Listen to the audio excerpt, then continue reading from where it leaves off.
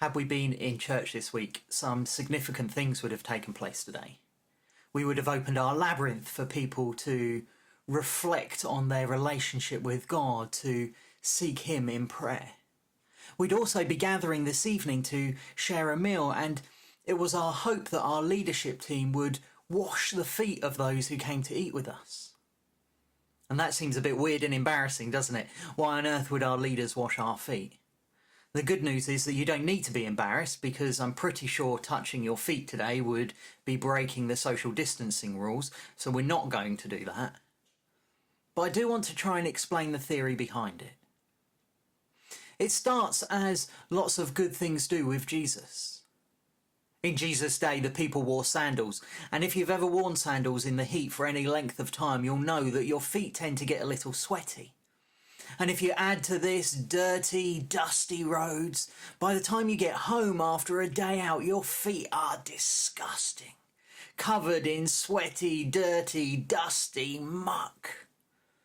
And so, as you enter the house, one of the first things you would do is wash your feet, much like we might take off muddy wellies.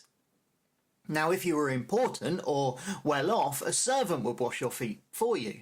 Because washing feet is a horrible job, and if you could get someone else to do it for you, you would.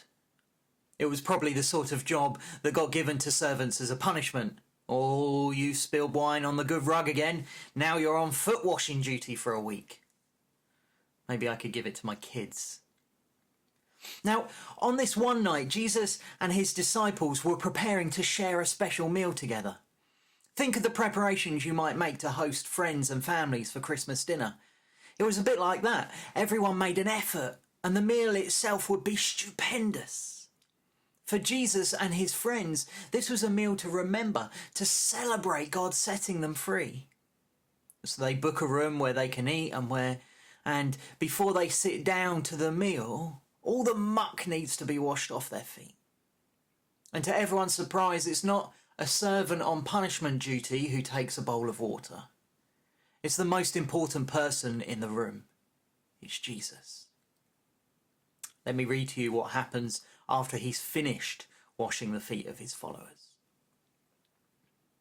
When he had finished washing their feet, he put on his clothes and returned to his place.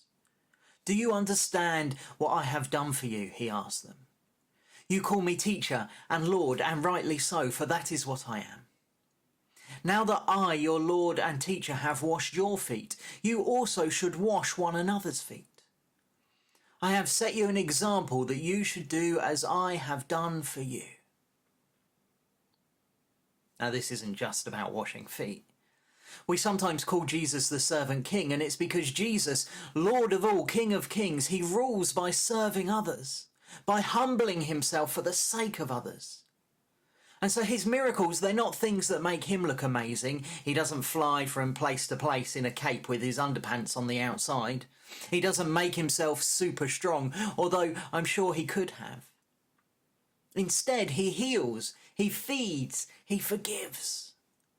In this way, he shows by his actions the love of God, the ultimate expression of which is his self-sacrifice on the cross. And so he calls us to do the same, to show others the love of God by our actions, by in humility serving them, caring for them, meeting their needs, even to the point of getting on our knees and washing their feet if necessary. This is why our leadership team were going to wash feet tonight. We were going to symbolically follow the example of Jesus, and by doing so encourage everyone else to follow his example too. Now, we can't do that tonight. But I do want to ask you, who can you lovingly serve today? What opportunities might you have to, in humility, see to the needs of others before your own?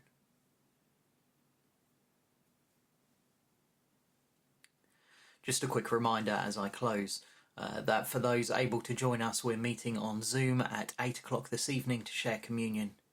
You can join in on computers, tablets, smartphones, or over the phone. And if you're not sure how to do this, do get in touch. And for those joining, please come prepared with some bread to eat and something to drink as well.